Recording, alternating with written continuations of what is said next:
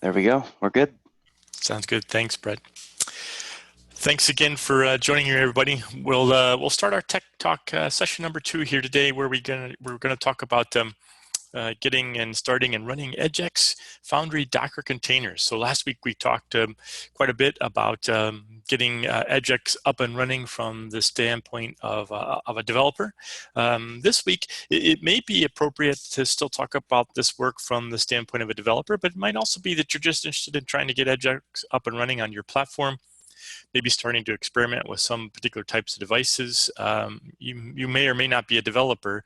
You might just want to start to explore the APIs and such. And so that's what we're going to talk about today, is how you can do that without having to get all the code pulled into your system. If you are a developer, however, we'll talk about how you can use the Docker containers to maybe help circumvent having to get every bit of the EdgeX code. So today we're going to look at the tools you need to run the EdgeX Foundry Docker containers, where to get the containers. We'll talk about a little bit about how you use the containers in that development realm if you do want to use containers and a mix of code in something like an Eclipse environment, what we call a kind of a hybrid native environment. We'll also talk a bit about the build process, about how the containers are being put together behind the scenes, and a little bit about where that process is headed as we go forward. And we'll wrap up the session, as always, with time for your questions. Not only questions about Docker containers, but also any question you might have outstanding about EdgeX in general. As we kind of worked last week, what we're going to try and do, folks, is I'm going to try to shoot through the material. Feel free, as we're going through, to post your question into chat. And at the end, too, I'm going to make sure we have plenty of time to get your questions answered as well. We found that worked fairly well last week, to try and answer things off of chat and then have kind of collective Q&A period at the end. So let's see here. Again, my name is Jim Whitegang. I work for Dell, the original architect of Project Fuse and now EdgeX Foundry. And thankfully, you're listening to my voice and not having to see me on video, as my wife would tell me, the perfect face for radio. So you get the benefit of not having to see me this early in the morning here in the U.S. time zone. With regard to our talks, as we chatted last week, if you're on the call, and if not, welcome to your first, but our second talk. We're going to be holding these each Thursday, at least for the time being, kind of indefinitely. We're going to measure that as we go, but make sure we cover all the topics that you might be interested in and trying to spin up with regard to EdgeX. So each Thursday, we'll hold a call weekly. We're going to alternate times between morning and evening U.S. time, so 9 a.m. Eastern Daylight Time and 6 p.m. Eastern Daylight Time, depending on the week. So this week's talk, obviously, in the morning here, Eastern Daylight Time. Next week's talk will be 6 p.m. Eastern Daylight Time. So for those of you in particular in Asia, or for those of you out on the West Coast, hopefully it'll be a little bit more of a friendly time zone to you. Again, we'll alternate that as we go. If you have a topic that you would like to see covered in one of our tech talks, let me know. I'm going to show you at the end of our presentation here today a talk set that I think will help us going forward. Going to start to deep dive into each one of the microservices. But if there's something you are dying to find out more about and you just can't find any information about it right now, please either send me an email or use the EdgeX Foundry Rocket Chat channel to post a request to have that topic covered. Okay, so we're going to be talking about Docker and Docker Compose Day with regard to EdgeX. I'm going to make an assumption, maybe a false assumption, but I'm going to make an assumption that you probably have heard of Docker. Docker is a mechanism that has gained a pretty big following, a unicorn of a company, if you will, that is building this mechanism to allow applications to be packaged up and deployed with all their necessary parts. In other words, their libraries, their dependencies, databases, and things of that nature, and more easily get those deployed to systems. In fact, to a certain degree, depending on how you do your Docker containers and what you need to have in your containers for your platform, it also helps provide a certain amount of operating system independence. That's one of the reasons we've chosen Docker as our deployment mechanism, or one of the deployment mechanisms for our EdgeX Foundry product. But Docker is one of those types of technologies where if you just use it to ship a particular container, that's great. But if you're trying to ship multiple containers, well, it can be a little bit cantankerous. You may hear people talk about the orchestration of containers. That's what this next technology is all about, called Docker Compose. It's a tool for essentially defining, running, and managing a lot of Docker containers. So Docker is all about shipping maybe your particular application or a chunk of your application out to many systems. Docker Compose is about shipping out multiple containers to multiple systems. And that's exactly the type of problem we have with EdgeX Foundry. For those of you who started to research EdgeX Foundry a bit, you know that it is a microservice-based architecture. We have at least a dozen microservices in any instance of EdgeX being deployed to platform or platforms. Because of that, we essentially have a need to orchestrate multiple Docker containers at one time to any single platform. And that's what Docker Compose does for us. So we'll be getting into these two technologies today. I'll leave for you a little bit more homework to go and kind of read and look at these technologies a little bit if you're just being introduced to them. We'll have enough information here to you today to at least get you up and running with EdgeX. But if you're not familiar with these two technologies, highly encourage you to go out and take a look at the Docker and Docker Compose websites. And we'll talk about that coming up in just a bit too. So when we take a look at EdgeX and we want to start to, if you will, deploy EdgeX via Docker and Docker Compose, what do we need to do to make that happen? Well, you need, first of all, to get these development tools. You are going to need the Docker mechanism, the Docker machine on your particular system, your platform that you want to deploy EdgeX to. You can get that at this particular website, as you see here. The docs.com website has a whole list of various Docker engines for the various operating systems out there. It will depend, in other words, on which operating system that you are planning to run EdgeX as to which form of Docker you download. There is Docker for Mac, Docker for Windows, Docker for various forms of Linux. Recently, Docker has created two what they call editions. A community edition and an enterprise edition. As the name implies, the community edition is typically what's used by developers and people like you and I are just trying to get Docker containers up and running. Enterprise edition is usually for larger enterprise types of systems. So what you want to do is download the Docker community edition. You want to get that for your particular OS. You will also find it very, very helpful to have Docker Compose, as I mentioned, a mechanism for orchestrating many of these containers. Now, if you are getting Docker for Windows or Docker for Mac, congratulations, you will already have Docker Compose in that environment. In other words, it ships with Docker Compose. For other environments, primarily the Linux environments, you'll need a separate install process. And they have a document out there at the doc.com website about how to get and download Docker Compose for those other environments. I'm going to leave as a homework exercise that works to get things set up. In other words, to get Docker and Docker Compose tools set up in your environment. If you do need help, please, again, feel free to email me, contact me, or use the Rocket Chat channel, and I'll try and point you to some sites that might be able to help you a little bit as well. Now, as I mentioned too, if you are going to be doing development, whereas you're going to actually be writing code or maybe checking out code and trying to figure out bugs and things of that nature. In that case, as we talked about last week, there's a whole set of tools you'll need, but you might find that developing code for EdgeX is going to be a little bit easier where you don't have to download every single line of code that was written for EdgeX. In some cases, you might find it very, very convenient to run part of EdgeX via Docker container, and then the code that you're actually working on would be done in something like Eclipse or other development tool. And those two can talk to each other. This allows you to kind of minimize what you have to download for EdgeX and allows you to kind of focus just on those microservices or those pieces of EdgeX which are of particular interest to you. We'll talk about this hybrid environment here coming up a little bit later. So stay tuned. If you are a developer, this talk is still for you and one that might help to short cycle some of your need to get all the code and get everything in the environment up and running.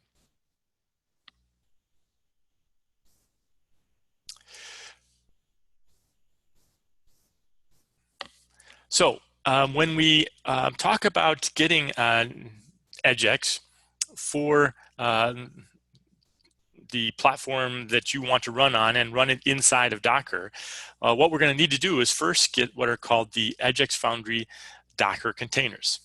those are hosted in some sort of repository. You can actually set up your own repository, and you could create your own EdgeX Foundry containers. But from a community perspective, what we have done as part of the project is to set up at the Docker Hub. And this is the big official Docker repository of all public containers. In fact, they actually have a way to create private containers as well, only you can see. But for the purposes of our project, we're using Docker Hub's public host, hub.docker.com, to host all of the EdgeX containers. So if you go out to the hub.docker.com, and we're going to go out there in just a second and take a look, you'll find the 15 containers that currently make up the EdgeX Foundry project. In other words, each one of those microservices that makes up EdgeX is currently hosted out there at Docker Hub as a Docker container, already ready to go, ready to ship to your container, ready to be running inside of your environment.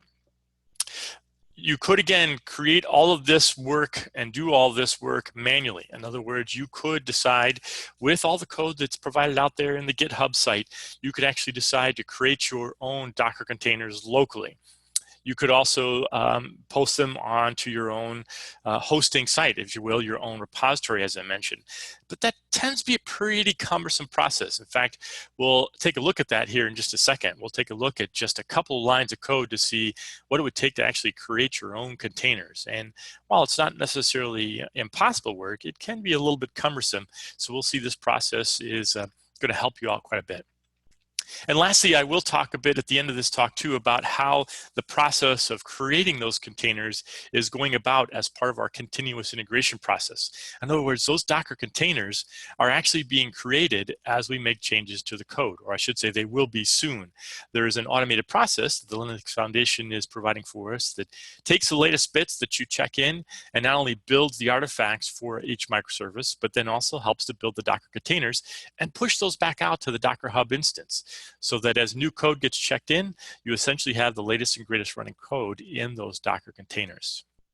So let's take a look first off at the actual Docker Hub site and to see those containers that I mentioned and how you actually find the EdgeX Foundry containers out there in Docker Hub. So give me 1 second here as I bring this particular web page over to us here. Okay, so no need to sign in or anything, but if you go to hub.docker.com, and I know my screen is a bit small, so let me see if I can use the miracle of Windows here to zoom in. So if you go to hub.docker.com, like you see here, you will see this page as you are greeted by the traditional login by the Docker site. If you have a Docker account, by the way, you can certainly sign in, and that will usually give you access to lots of different types of private repositories that may be in your organization or other organizations you've been granted to. The EdgeX Foundry containers, however, are made public, so no need to sign in. Simply go up to the search bar, and in the search bar there, you want to type, if I can get my mouse back, where'd my mouse go? Sorry, everybody. My mouse has decided to vacate the premises here. There we go.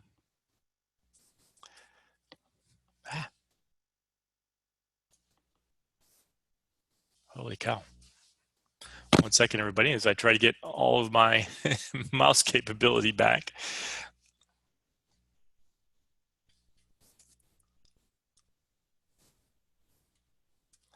Well, we'll try to use tabs. There we go.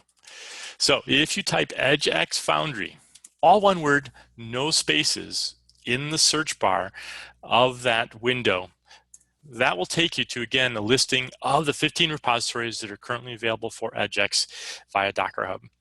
Will you need all of these containers? Maybe, maybe not. And we'll chat about that as we talk about what you might need for your particular environment.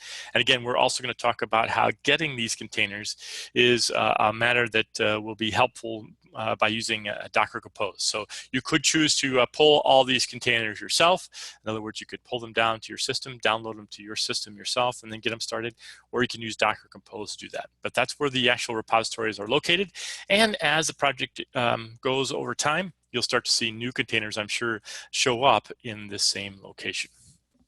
Okay, now let's dispense with that if I can. we go. So Docker is the mechanism by which these containers are going to be provided and get them up and running in your environment. Docker Compose, again, is going to simplify getting all those containers, getting those 15 containers, and getting them running in your environment. So again, you will download and install Docker for your environment, and you'll download and install Docker Compose. Docker Compose is what's going to be used to pull and start each of the EdgeX containers. Docker is what's providing the actual engine underneath to actually run those containers. Again, you could do this work yourself. And to give you kind of a little bit of example or a little bit of taste to get and then run all the containers, just for one container, and this contains the core data service, the core data microservice in EdgeX. To get that one container up and running, you'd first have to make a request to pull that container through your Docker engine, and then you would have to make a request to run that container. And there are a lot of parameters that are necessary to get that container up and running. If you're familiar with Docker, you might recognize some of those about such things as getting the port exposed and which particular instance of the container to bring down. Lots of information packed into that one line command.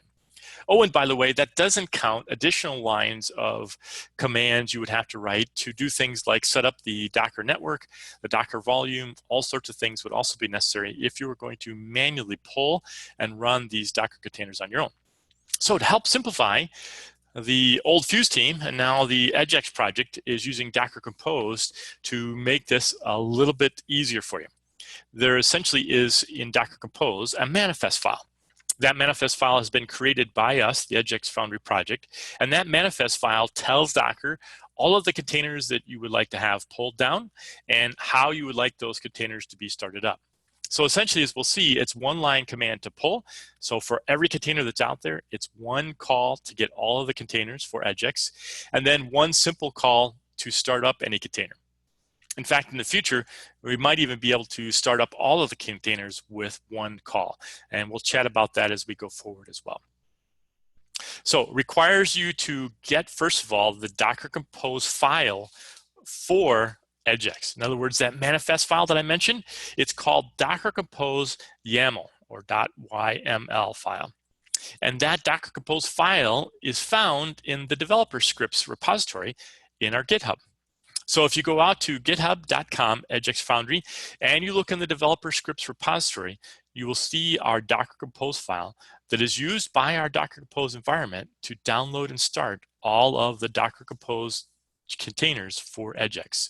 Let's go out and take a quick peek at that. So let me go out here and bring in again my my browser. So I'm at the EdgeX Foundry GitHub repository, and if you go there to, let me go to the base directory here. If we go there, we'll see again one of the repositories called developer scripts. As we saw last week, it's got a lot of great little shell files, batch script files in there to do things like get the database and such up and running. But that is also the repository that contains the file again called Docker Compose YAML or Docker Compose YML. And this is the manifest file that allows us to actually tell the Docker container what particular containers we want and how to pull them. I'm not going to get into the details of the YAML file. In other words, I'm not going to get into the details of how Docker Compose works behind the scenes and what is actually specified in this YAML file, other than to just kind of have a quick peek here. And you can kind of see that each one of our containers is listed in this manifest file. And then there are a number of parameters that tell the Docker Compose and Docker environment about how to get that particular container up and running, what ports to expose, for example, what network it uses, all the details necessary to get the containers for EdgeX up and running. So I'll leave that as homework for you to kind of dig into Docker Compose a little bit more and see how and what it does underneath the covers. If you are just a user of Docker and Docker Compose and want to get EdgeX Foundry up and running, no need to even get into those details. We're going to give you the commands here in just a second to get that work accomplished. Okay, so let me shrink that here, folks. Return to our page here. So once you've got that Docker Compose YAML file, in other words, once you've either pulled that developer scripts repository or copied and pasted that Docker Compose YAML file locally into your file system from the GitHub, What you need to do now is start run some commands in the either the terminal or the Windows command line to get things actually running from an EdgeX perspective. So first thing you're going to need to do is, once you've got that Docker Compose file, you're next going to want to use a terminal or command line mechanism in Windows to go to the folder holding that Docker Compose YAML file. In other words, go to the folder where you've downloaded that Docker Compose YAML file. Once you've done that, the next trick is to actually pull all of those Docker images, those Docker container images, to your local machine. You do this once you've got that Docker Compose file with one command. It will pull down every one of those Docker containers for EdgeX. So Docker Compose pull. Now, depending on the speed of your system and depending on the speed of your connection, that can happen literally in seconds. It may take several minutes. I've been on an airplane before and downloaded EdgeX on an airplane, and it probably took about 45 minutes to get all the containers. So it just depends on the speed there. But that one line command will bring down every one of the containers. And if you say, well, I'm not going to need all the containers, Jim, that's okay. Pulling those down in one fell swoop is going to be usually a lot easier than having to pull each one of the containers separately. But I'll show you how to pull any individual container as well, in case you're interested. Once you've got all of the EdgeX Foundry containers downloaded to your system, then you're going to start each of the Docker containers, again with one command for each of the containers. You'll do that with this command, Docker compose up -d, and then the name of the container, the compose name for that container, and I'll give you a list of those just a second. That -d option is telling the system, telling Docker to start up that particular container in what's called background or daemon mode.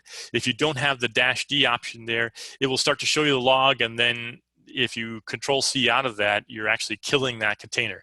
So unless you want to have things be running in such a manner that you see and control the container right from that command prompt, you want to do that -d option. Again, the names of the Compose containers and some other options with regard to Compose are coming up here in just a bit.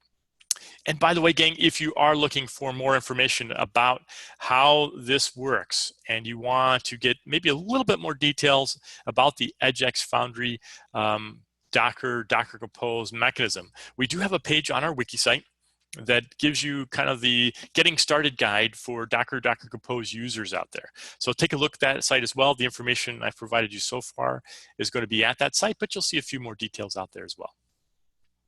Okay, so if we take a look then, let me clear my screen here. If we take a look at, at the EdgeX Foundry containers, as I mentioned, you have to use the compose name for each of the containers, and you want to bring them up. In other words, you want to start them in the order I have listed in this table. So this table gives you not only the names that you want to use to bring up the containers, but it also gives you the order. So you want to bring up volume first, then console, then config seed, and so on and so forth. Now, because there are some dependencies between our microservices, you do often want to give it a little bit of wait time. Now, the wait time will be a little bit subjective based on how fast your system is. My little XPS system here will move fairly quickly, and so we can usually reduce the wait times considerably. But what I recommend is kind of a general guideline is the wait times you see here. Once you bring up the volume, wait a couple of seconds. Once you bring up console, wait about a minute. You'll start to see, and I'll show you how you can see when things are actually active and up and running, and so you may start to be able to determine when you can reduce those wait times. But as you just kind of bring up things for the first time, use this as a general guide. And by the way, folks, one thing I will also have you note, the compose names for our EdgeX Foundry containers is different than the actual what's called container name. In other words, the container name is what you'll find out there in the EdgeX environment on Docker Hub. So if I was to look at Docker Hub, I'd find things like EdgeX Mongo and EdgeX Core metadata as listed containers. The name that it's used under the compose file and what you use in the command line is what you see under the compose name. So metadata is the shortened or abbreviated name for EdgeX Core metadata. That distinction is important because as you look at some of the Docker commands, you have to provide a container name, and in some of the Docker Compose commands, you provide what's known as the compose name or the compose container name. Also, as I mentioned, you may not need all of the services. So while I have listed all of the 15 services here and in the order in which they should be brought up, if you want to bring up the entire EdgeX Foundry system, note that you may not need that. For example, if you are working on something, maybe a device service, you may only need to bring up everything up to command. And the other services may not be necessary because you're not really looking to export data out of EdgeX. So depending on the type of work you're doing, depending on what it is you actually want to see running in terms of EdgeX, know that this is an entire list, but may not be necessary for your circumstance. Okay, so let's go out and take a look at EdgeX in working order here. So give me a second here as I switch gears a bit. Now, for the sake of our demonstration here today, gang, I've already taken the liberty of downloading a number of the containers and getting them up and running. I know you don't want to see time spent just watching my system download or watching my system start up some of these containers. So let me clear the screen here, and I will zoom in when necessary to start to take a look at some of the commands. But as I mentioned, if we wanted to download all of the Docker Compose containers for, Docker containers for EdgeX Foundry, that would be a single line command, Docker Compose pull. And I'll zoom in on that so everybody can see that, all right? Here we go. So Docker Compose pull. And again, you need to run that command from the location, in other words, from the folder where the Docker Compose YAML file is located.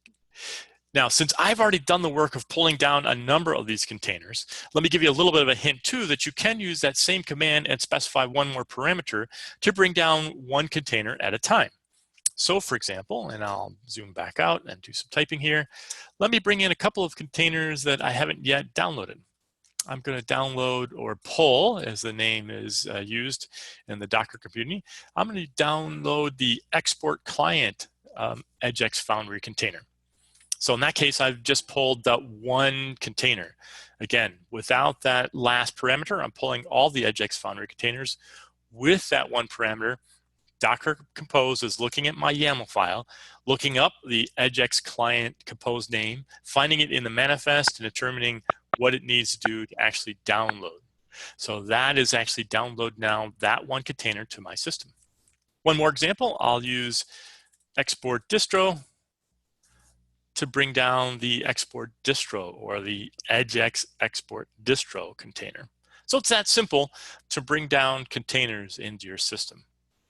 Now, once I've got all of those containers downloaded, the next thing I need to do is I need to actually bring them up, start them up, if you will. As I mentioned, I've already started up a number of these containers, so it won't take us minutes to actually see things come up. And I could take a look at what containers are actually running. There's a command out there called Docker Compose PS. And if I do that, I'll actually see which of the Docker Compose containers are already up and running in my environment. And you can see a couple of them have exited as well. The config seed and the Mongo seed containers, and I'll zoom in on that. Those particular containers are meant to come up briefly to initialize the database, to initialize the console environment, and then to exit out just as quickly. And you can also see that I've stopped the device virtual service. That's on purpose. We'll start that one up here in just a second to start to see data flow. So getting and starting these containers is pretty simple. Let's start the device virtual service just to get a sense of, again, how these containers are started after I've pulled them from Docker Hub. So let me use the back arrow here, and I'm going to go out and Docker Compose up -d the virtual device service. So this is the command I would use to start one of the containers, in this case the device virtual microservice container, after having been pulled.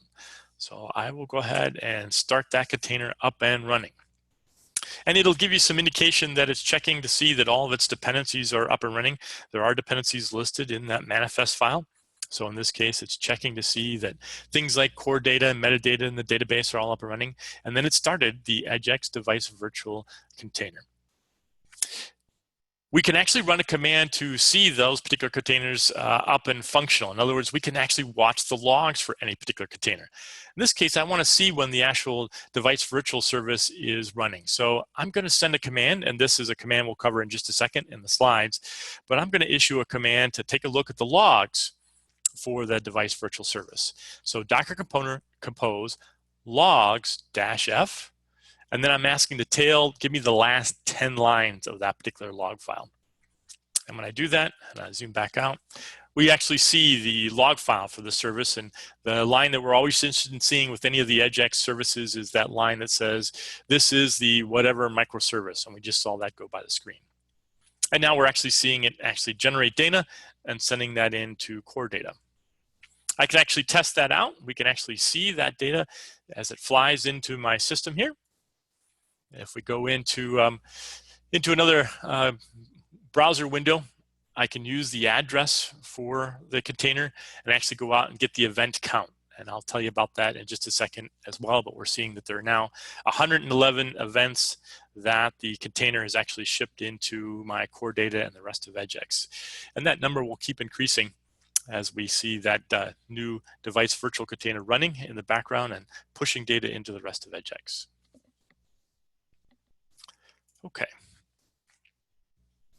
So we've seen, let me back up here, we've seen how to pull all the Docker containers, the EdgeX Foundry Docker containers with the Docker Compose pull.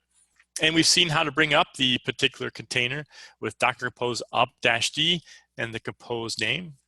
And as I mentioned again, 15 containers out there, so make sure you start these in order, and some guidelines about the wait time between how you want to bring each one of those containers up. Now, once you've got EdgeX up and running, there may be a situation where you want to stop it or bring the entire system down. There are two words in the Compose language that you have to be familiar with: stop and down. Docker Compose stop will stop all of the EdgeX containers, but it won't destroy them. In other words, if you stop an EdgeX container, you can start it again by calling Docker Compose start. Docker Compose down both stops the container and also removes that container from kind of its working or running state, meaning you have to recreate it. All the data that would have been created by that container will be lost. So stop brings it down, but allows you to bring it back up. Down completely stops it and also removes that container. If those terms are a little bit fuzzy to you still, I'd encourage you to go out and take a look at the documentation. As you learn more about Docker Compose and Docker, you'll get a sense of how those commands work. There are also a lot of other commands out there. You can restart, you can do some work to see more data coming off of the containers. Lots of other options available out there. So again, I'll leave for your homework a chance to go out and take a look at the Docker Compose documentation to see more at your disposal. That wiki page site that we have also will provide you some information as well. So if we want to see again the Docker Compose stop action, let me bring back up my prompt here. And let's go ahead and stop that log, and let's go ahead and actually stop that virtual device. There we go. So I'll zoom in on that. So I'm going to call Docker Compose stop device virtual, and that will cause, again, my virtual device EdgeX container in that the Docker environment will stop it. It won't remove it, but it will stop it, so it will no longer be sending data into the rest of EdgeX.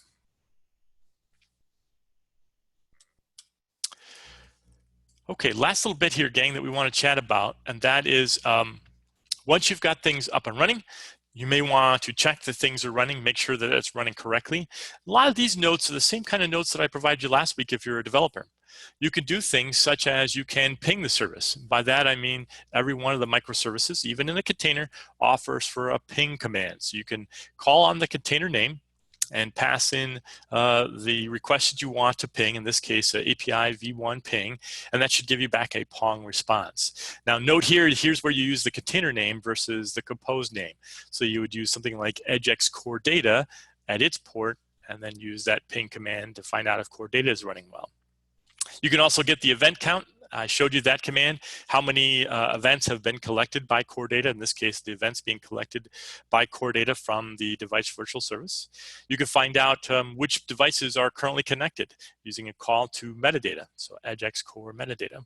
And you can find out what the particular reading count is for any particular type of event. So you can again ping the core data system and find out how many particular readings have been captured off of a particular device, given a device ID out there. So lots of things you can use to check. There's more information again out on the wiki about other things you can check and how to check more of the log files if you're trying to figure out what's happening with a particular service or maybe what trouble you're running into.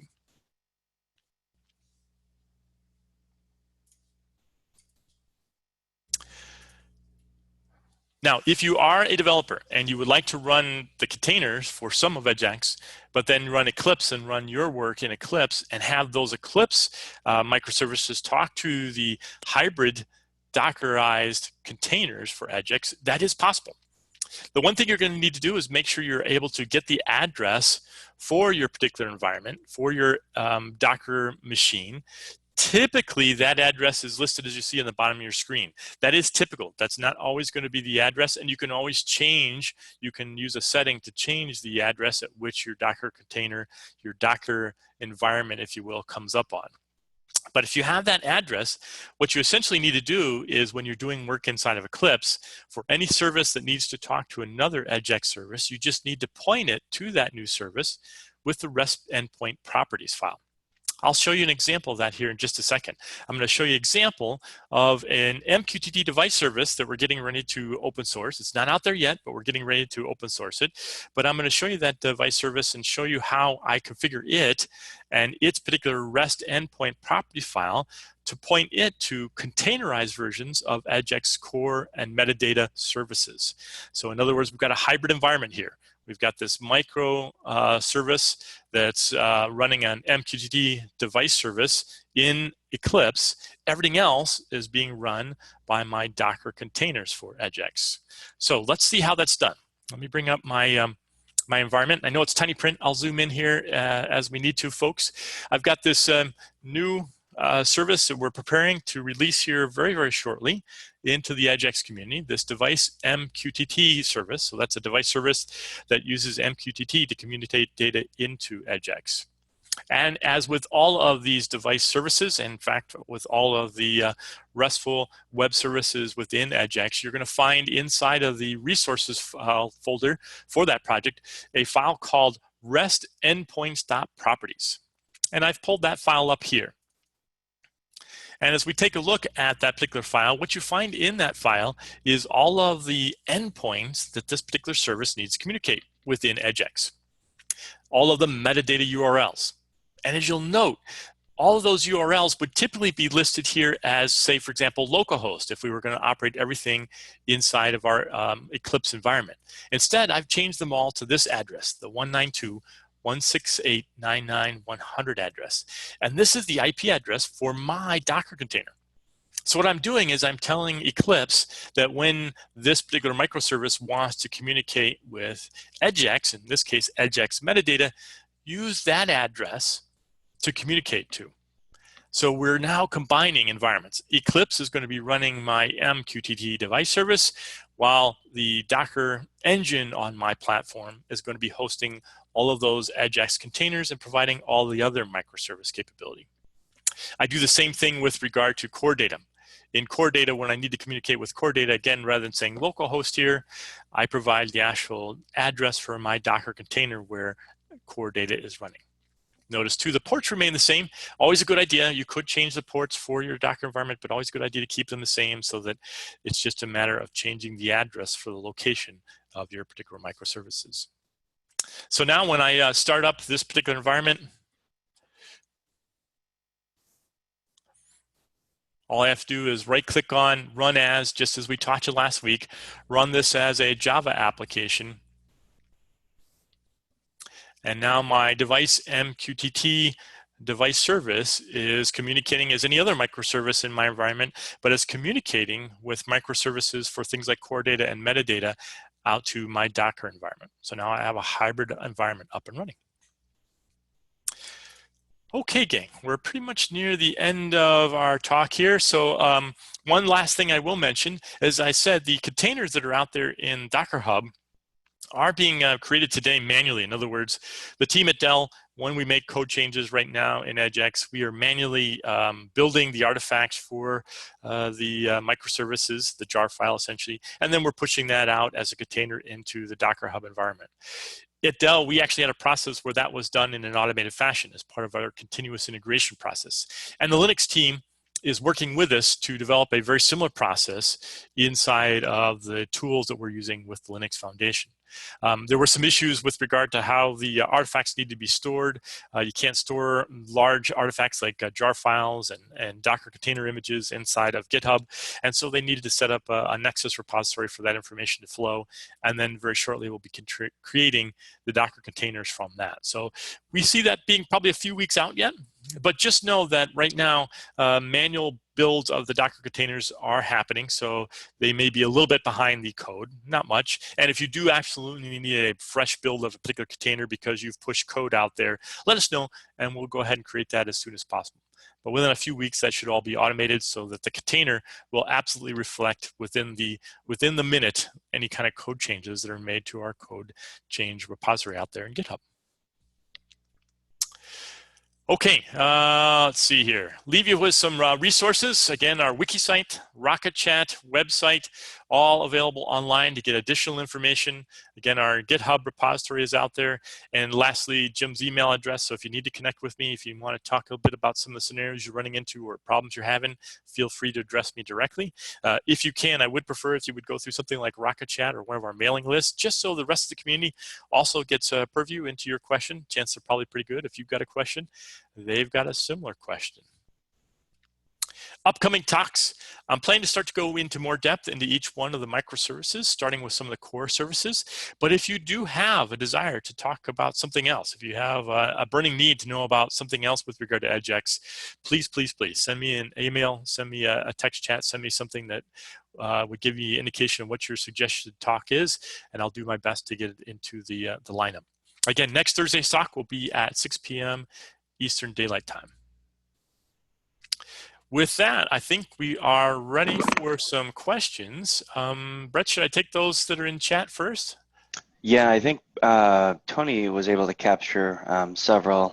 There is an outstanding question from Conrad, how to override REST.endpoints properties dynamically, and then the other unanswered is at the very bottom from Tony. Sure. Yeah. So great question with regard to how do I override the REST endpoints properties file dynamically. If you're running in kind of what we call production mode, in other words, you're running with all these containers on a platform out there, console serves as both the microservice registry as well as the host for all the configuration properties for your environment. In fact, those REST endpoint properties are actually listed inside of the console configuration. So if you want to change the address of a particular service in that production mode, you can use console to do that. Now, today, we're not, with regard to EdgeX, we are not doing anything dynamically. In other words, we're not having console notify any one of the microservices that one of its properties has changed. There is functionality within EdgeX to do that. There's actually a microservice out there called the config watcher that looks for changes and notifies any particular microservice that a property like a REST endpoint has changed. But that also requires that that particular service that's going to be receiving that notification has to receive and do something with it, which we have not yet built into EdgeX.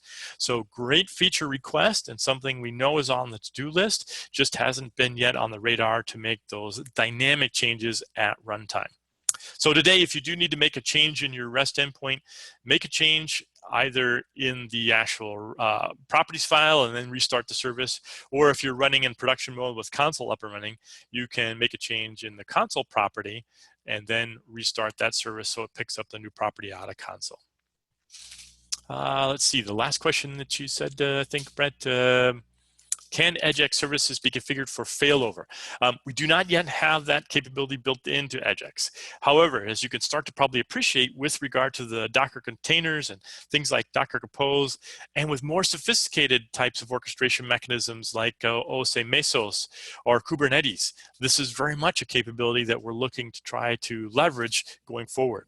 Not there yet, and it also has to be tied in a little bit to some of the system management functionality that we think is going to exist and have to be built around around EdgeX. So some of that work is to be determined in terms of exactly how we do that.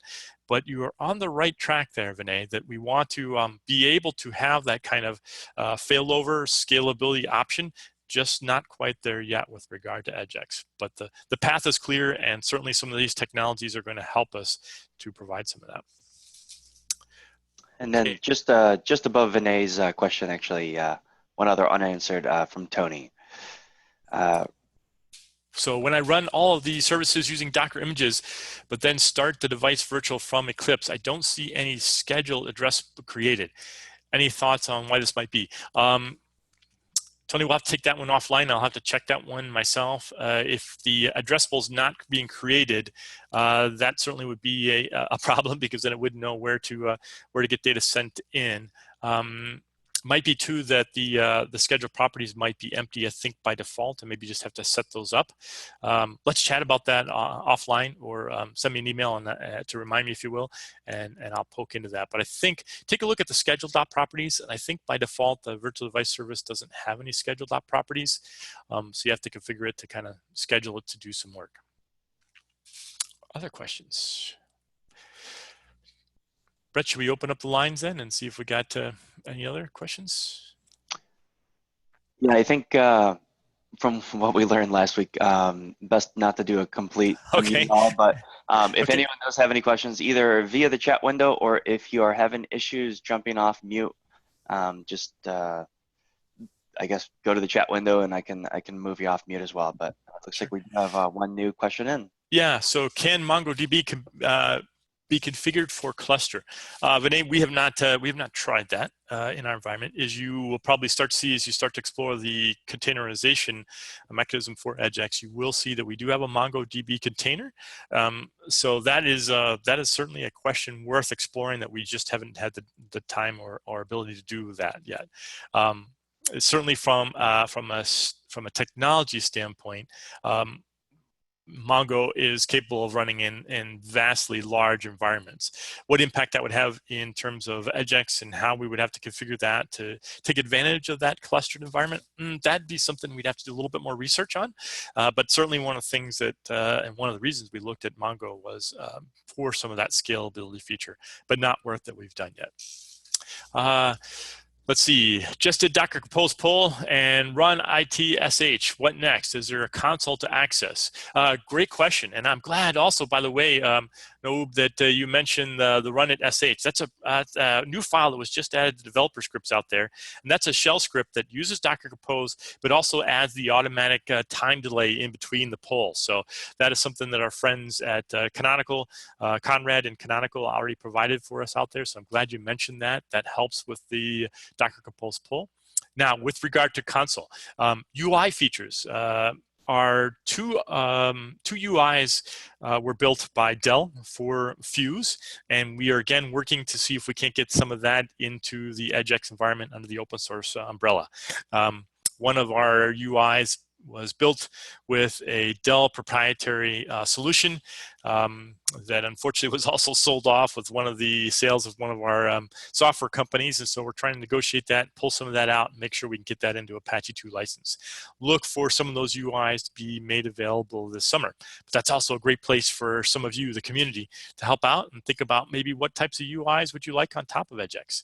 We'll certainly provide you with ours. That is the Dell Fuse UI as soon as we can get that in the open source community this summer. But if you've got other ideas, we'd love to hear them. How are the REST APIs load balanced? They are not. If you make 1,000 requests into that REST API, Vinay, Spring MVC will do a little bit of work there to make sure that it handles some of that traffic in an appropriate way. In other words, threads things appropriately there.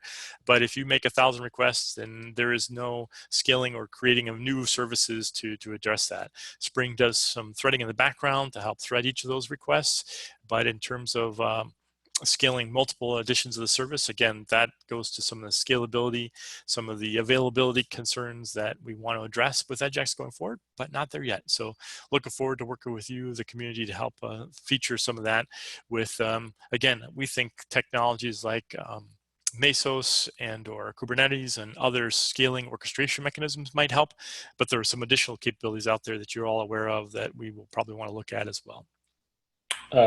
Hi, Jim. This is Vinay here. Thanks Yeah. for answering all the questions.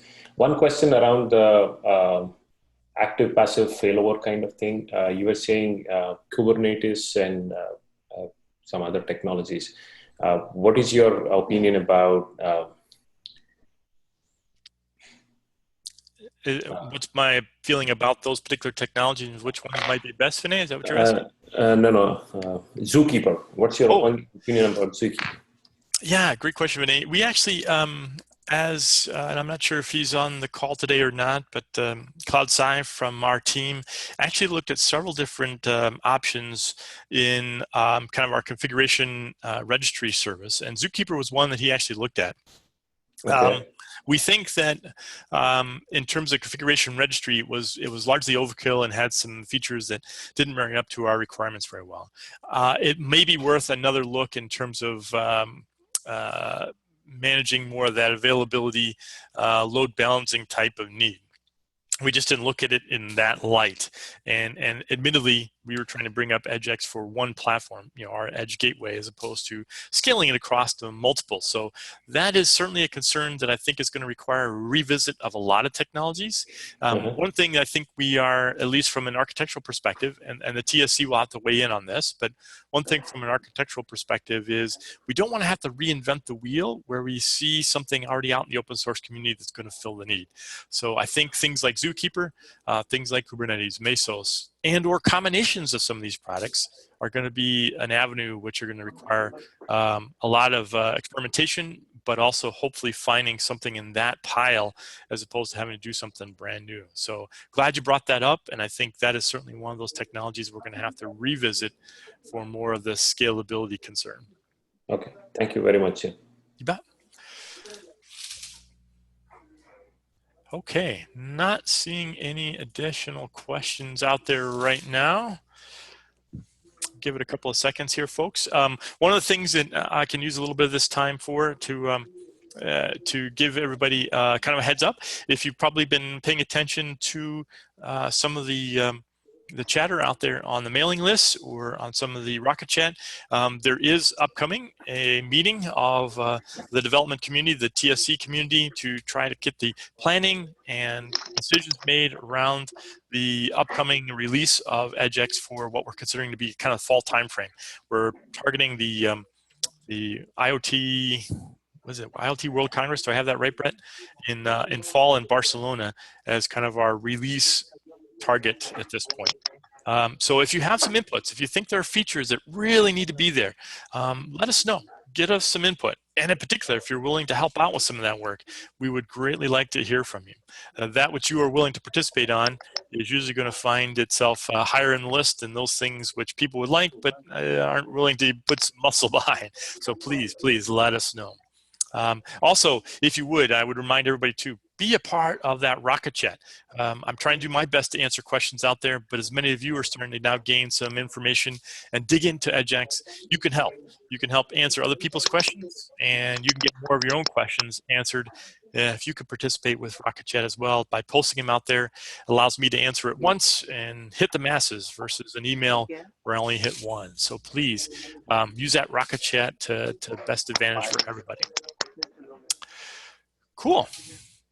Well, I don't see any more questions in the chat window. Do we have anybody else who has a question online? If Brennan's opened up your channel.